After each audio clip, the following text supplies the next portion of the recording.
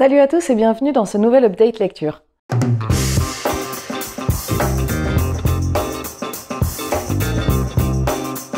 Aujourd'hui, je vais vous présenter mes lectures que j'ai pu faire cette semaine. Donc ça a été une lecture plutôt chargée en lecture.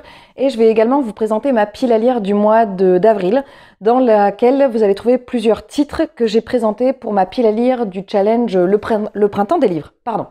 C'est le challenge que nous avons monté avec Camille et que nous vous avons dévoilé ce week-end. Donc là, quand l'update sortira, ce sera mercredi, c'était il y a 5 jours. Et j'espère que le challenge vous plaît et que vous allez prendre plaisir à aller chercher dans les catégories. Pour ma part, j'ai fait une pile à lire tellement énorme que j'ai dû faire une vidéo dédiée qui est donc sortie lundi. On est mercredi pour vous et qui du coup sortira avant celle-là. Je sais plus ce que je voulais dire. Oui, bon, c'est ça. Bref, je vous présente tout de suite mes lectures que j'ai pu faire cette semaine. Comme je vous disais, ça a été une grosse semaine de lecture, donc en effet, j'ai quand même pas mal de choses à vous présenter. Pourquoi une grosse semaine de lecture? Parce que je suis passée à un nouveau rythme en fait de lecture où je lis plus de livres en même temps. Donc ça me fait lire plus, je sais pas trop pourquoi. Et en fait, ce que je fais, c'est que dans ma pile à lire du mois, je définis chaque début de semaine qu'est-ce que je vais lire dans la semaine en fait. Et comme ça, je sais un petit peu. En moyenne, je lis 2 romans dans la semaine et un roman le week-end. Je vous présente ça tout de suite. Je vais commencer avec un petit graphique. C'est le tome 9 de Arte de Kei Okubo, chez, je ne sais jamais, chez Komiku Édition. Alors là, on va toujours suivre Arte, notre jeune aristocrate peintre, qui est donc plutôt portraitiste, et en fait là, dans ce tome-là, on va en savoir un petit peu plus sur son entourage. En fait, elle est revenue à Florence, et en fait là, on va en apprendre plus sur des compagnons, une jeune fille à qui elle apprend les mathématiques et un jeune garçon qui est également artiste dans un atelier. Je me suis rendu compte que c'était une saga coup de cœur. Ce tome-là a été... j'ai adoré ce tome-là, mais en fait, je me dis à chaque fois, c'est un vrai plaisir de découvrir les tomes de cette série. Donc, c'est une saga coup de cœur. Pour l'instant, je crois qu'il n'y en a pas d'autres à ma bibliothèque, mais je vais voir... sur Wikipédia, j'ai vu qu'il y en avait 12 de sorties. Je vais essayer de vous les prendre dans l'ordre dans lequel je les ai lus, mais je les ai pas forcément mis dans l'ordre dans lequel je les ai finis ou lus. Bon, c'est pas très clair, je vais essayer... Bon, c'est pas grave si c'est mélangé. J'ai lu ensuite Les douleurs fantômes de Melissa d'Acosta, qui est donc la suite de Je revenais des autres. Je ne vais pas vous spoiler évidemment ce qui se passait dans Je revenais des autres. Si vous voulez savoir ce qui se passe dans le bouquin, je vous invite à voir mon update d'il y a 2 semaines, où j'en parlais un petit peu plus. En gros, je ne vais pas vous raconter ce qui se passe dans celui-ci, si ce n'est que c'est 5 ans plus tard et que on retrouve toute la petite bande en fait. Voilà. Donc en gros, c'est ce qui a marqué derrière, donc je vous spoil rien. La vie a changé, ils ont fait leur vie, machin. Alors on va apprendre un petit peu plus, qu'est-ce qui... Machin, ça veut rien dire, il faut pas que je dise machin quand je fais un update. On va en apprendre plus sur le pourquoi du comment, qu'est-ce qu'ils ont fait pendant ces 5 ans. Donc en gros, il va y avoir un fil rouge avec des retours en arrière. Alors, j'ai moins accroché sur ce tome que je n'avais accroché sur Je revenais des autres. Je pense que je ne suis pas une grande fan des romans. Déjà, de base, je suis plutôt... en fait, c'est pas que j'ai un genre en particulier, c'est que si je lis trop un genre, je m'en lasse. Donc, en gros, je lis de tout, de la fantaisie, du polar, du thriller, du policier, du documentaire, de la poésie, du roman, du graphique. Mais si je lis qu'un seul style, je m'en écœure, en fait. Et je pense que je me suis un petit peu... écœurée en quelque sorte de cette bande-là. Et en fait, dans ce tome-là, j'ai trouvé des personnages assez... pas détestables, mais j'ai pas accroché, quoi. Il y a plein de personnages où il y a 2 personnages qui sont quand même quasiment... qui sont les personnages principaux, où j'accrochais beaucoup moins. Et voilà, donc ça a été... J'ai eu un petit bémol sur cette lecture. Bon, c'est pas une mauvaise lecture, ça reste Melissa d'Acosta, c'est bien écrit, on est quand même bien dans l'ambiance et tout ça, il n'y a pas de souci. C'est juste que moi, ça me correspondait moins peut-être à ce que j'avais envie de dire à ce moment-là, ou alors ça le fait pas. Des fois, il y a les livres, c'est aussi ça, c'est aussi des rencontres, et là, la rencontre ne s'est pas forcément faite. Mais je n'ai pas détesté cette lecture, attention. J'ai fini enfin Enfance de Marie Desplechin et Claude Ponty. Alors ce livre, je l'ai trouvé extrêmement intéressant, parce que ce sont donc des toutes petites biographies. Hop, de toutes petites biographies comme ça, de personnages réels ou imaginaires, tirés de la mythologie, tirés de l'histoire. Il y a plein de personnages. Alors ce qui est génial à chaque fois, c'est que on a l'histoire du personnage, enfin l'enfance du personnage ici, et ensuite on a un tout petit résumé Bah non, là il est pas tout petit, il est grand sur celui-là. On a un résumé en italique qui nous raconte un petit peu plus la suite de la personne qui est décrite en fait. Qu'est-ce qu'elle a fait une fois adulte, tout ça. Donc c'est super intéressant, c'est très très abordable avec les enfants, sachant que ce qui a marqué sur l'enfance peut se lire avec les enfants. Ce qui a marqué en italique, des fois un petit peu moins, c'est un petit peu plus dur sur l'histoire du personnage. J'ai beaucoup aimé, je pense que je le relirai, voilà, c'est un livre dans lequel on va venir piocher de temps en temps. Donc je l'ai trouvé très intéressant et justement ça m'a permis de découvrir des choses sur des gens que je ne connaissais pas ou de découvrir des nouvelles choses sur des auteurs ou des gens que je connaissais. Notamment, je sais plus sur la fin, oui c'est Balzac, ça m'a donné envie de lire du Balzac. Voilà, donc c'était vraiment super intéressant. Je vous invite à découvrir cet ouvrage que je n'ai absolument jamais vu tourner. Donc après il a quelques années quand même, 2018, ouais, il y a longtemps. En fait, j'ai pas pris les livres dans l'ordre parce que j'aurais dû prendre celui-là en premier. C'est Le Train bleu d'Agatha Christie. C'est la sélection de Triple L de Mag pour le challenge Read Christie 2022. Donc là, on va suivre un jeune, un millionnaire et sa fille et Monsieur Van Aldin Van Aldin, qui décide d'offrir à sa fille des rubis extraordinaires, les plus beaux rubis du monde. Et en fait, sa fille est mariée avec un homme avec qui ça ne fonctionne pas très bien, donc elle décide de se séparer de son mari. Et elle prend le train bleu, et quand le train bleu arrive à destination, la jeune femme est décédée. On va suivre son histoire et on va suivre l'histoire d'une autre jeune femme, en parallèle, qui a hérité, je sais plus, d'une vieille dame, c'est ça. Donc c'était super intéressant, et surtout il est venu juste après La Mer sans étoiles qui m'avait complètement déboussolée. Et donc du coup, ça m'a permis de me réancrer en fait. Agatha Christie, on est vraiment planté. En plus c'est un Poirot, donc c'est une enquête d'Hercule Poirot, donc c'est vraiment 1 + 1 = 2. Enfin c'est très simple c'est très simple. C'est bien écrit, c'est bien construit et je trouve rarement le meurtrier. C'est pas la question, mais n'empêche que ça permet de raccrocher un petit peu. C'est pour ça que j'aime bien alterner les styles. Par exemple, quand je vais prendre de la fantaisie, des fois j'ai besoin de me réancrer un petit peu plus dans le réel. J'ai beaucoup aimé voilà, cette lecture et je lirai avec grand plaisir la prochaine lecture d'Agatha Christie qui est donc là dans une semaine, le mois d'avril commence. Enfin non, en fait demain pour vous. J'ai lu ensuite ce petit bouquin d'Edith Wharton, Les Lettres, que j'ai vu chez Les Chroniques de l'Hérisson. Les Chroniques de l'Hérisson, je vous invite à aller voir sa page YouTube.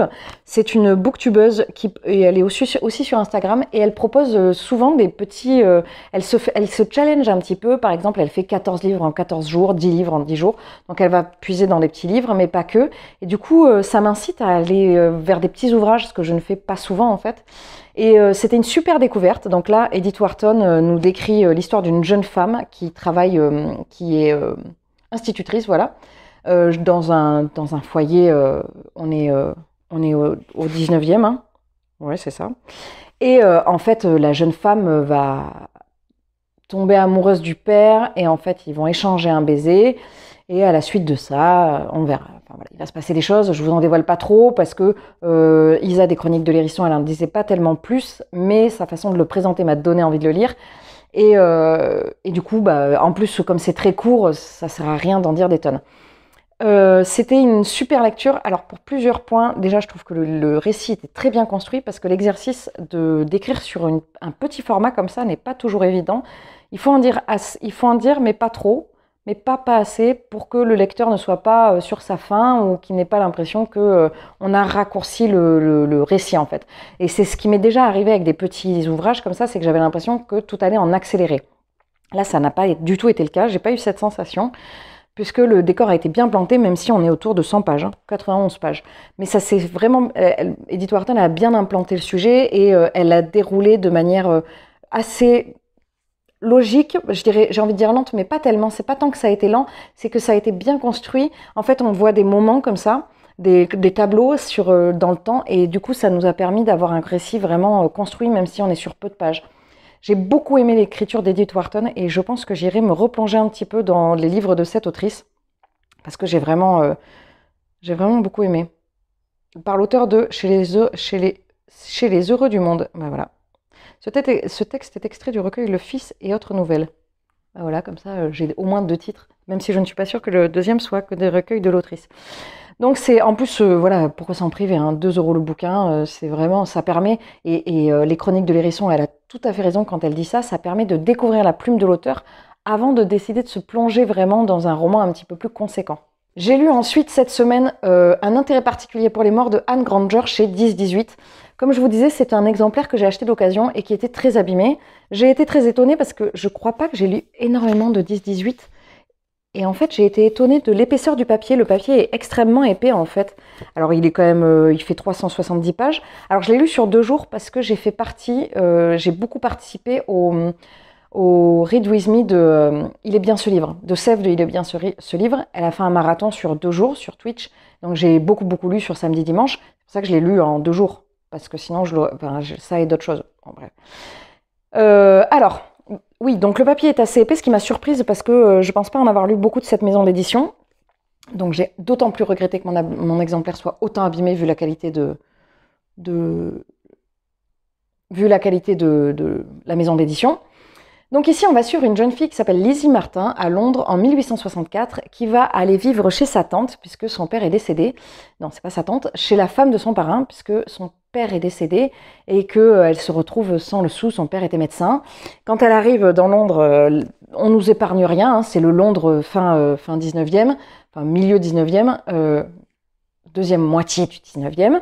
Et donc le chemin de fer commence à être mis en place et vraiment on est sur la pauvreté du Londres à cette époque-là, la noirceur, enfin c'est vraiment c'est super intéressant cette espèce d'immersion dans le semi-glauque dès qu'elle arrive, mais en même temps pas trop, on n'est pas non plus, on a le bon équilibre, c'est moins glauque par exemple que dans le bureau des affaires occultes d'Éric Foissier.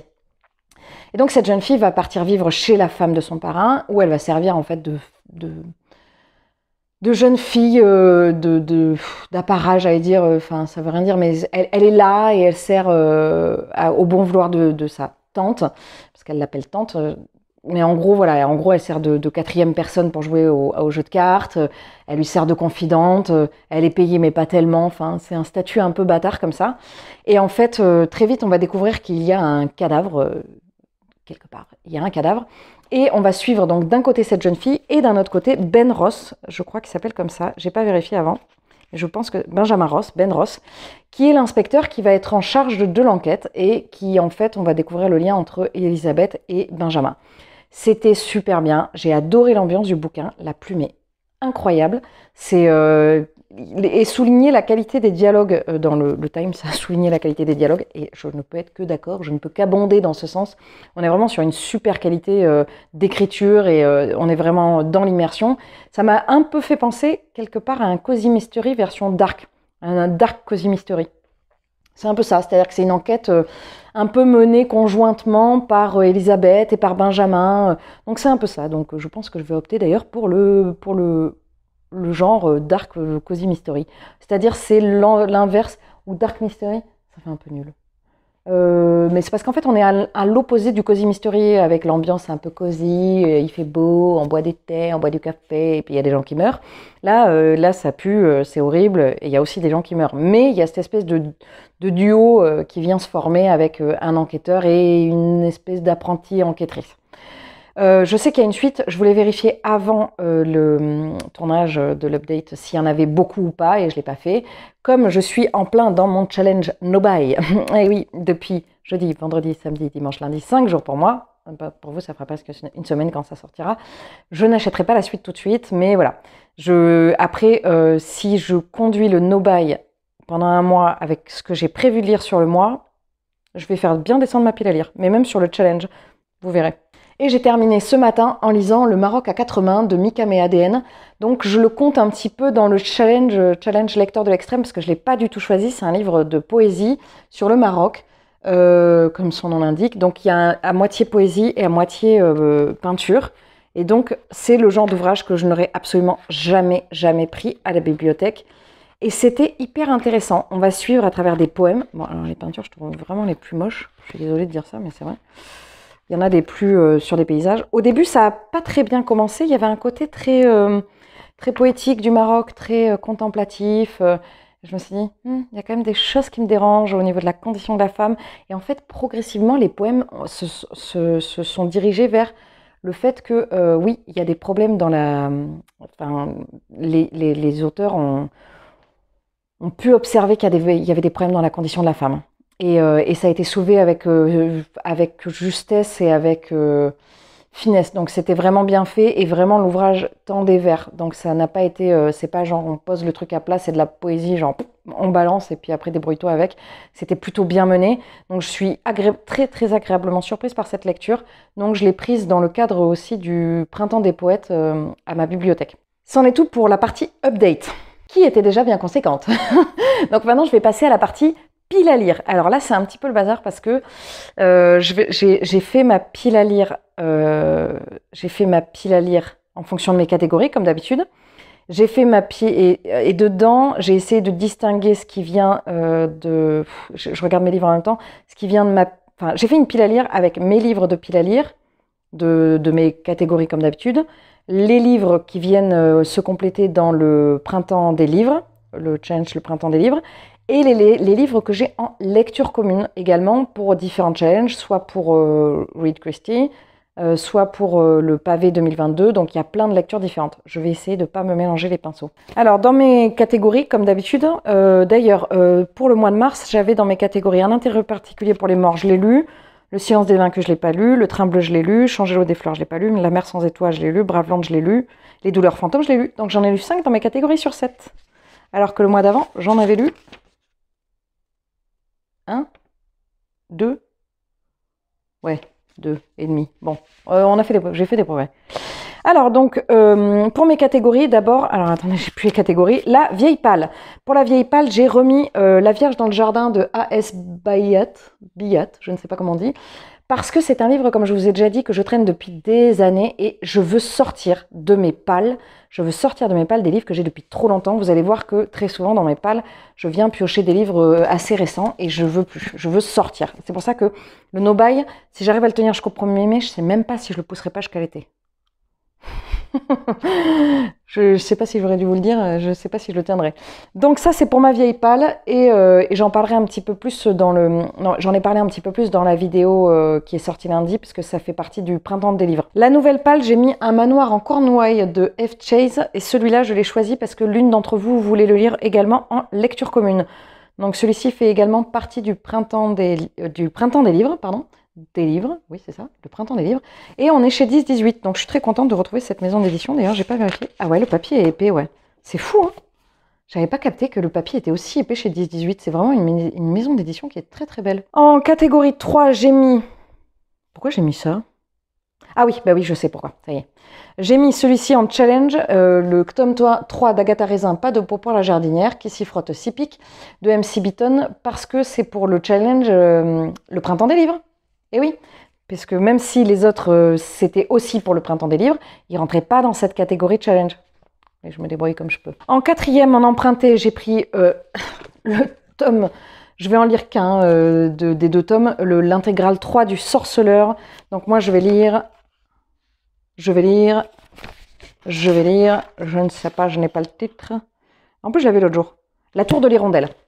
Donc je lirai le tome 3 et je lirai le tome 4, enfin pas l'intégrale 3, je lirai un tome là et le dernier en mai. Comme ça, celui-là, je termine cette saga. Non, il y a un livre bonus qu'il faudra que je lise aussi. Dans la catégorie anniversaire, j'ai mis Alabama 1963 de Ludovic Manchette et Christian Niemiec. Niemiec, je sais toujours pas le dire, hein, je suis désolée, je m'excuse platement auprès de l'auteur. Chez Pocket, et je l'ai également, donc ça c'est pour le printemps des livres également, et je le lis aussi en lecture commune, et je l'ai mis puisque ça faisait partie des lectures que vous m'aviez conseillées, vous savez, sous ma dernière vidéo où je proposais l'update, où je proposais des lectures, pardon. En lecteur de l'extrême, j'ai mis L'Estrange Malaventure de Mirella, parce que c'est pas moi qui l'ai choisi, c'est ma bibliothécaire. Enfin, la bibliothécaire de la bibliothèque où je vais, elle n'est pas moi la bibliothécaire, ni la bibliothèque d'ailleurs.